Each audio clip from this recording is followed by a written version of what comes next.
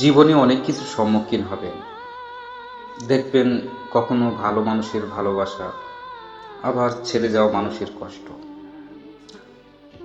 আবার দেখবেন সুসময়ে অনেক বন্ধুর আগমন, দুঃখ সময়ে পাশে আর কেউ থাকতেছে না। আসলে প্রকৃত অর্থে এটাই বোঝাচ্ছে যে ভালো সময়ে সব কিছুই ভালো লাগে, আর যখন খারাপ সময় আসে ক্ষণে ক্ষণে মানুষের রূপ পরিবর্তন হয়ে যায়। প্রকৃতপক্ষে কেউই মন থেকে কাউকে কদর করে না, যতক্ষণ তার পদমর্যাদার উন্নতি, বাইক চাকচিক্য, আর্থিক সচ্ছলতা, এটাকেই মানুষ প্রাধান্য দেয়। এই সমাজটা বড়ই নিষ্ঠুর, যেখানে অবহেলিত মানুষের কোনো স্থান নেই,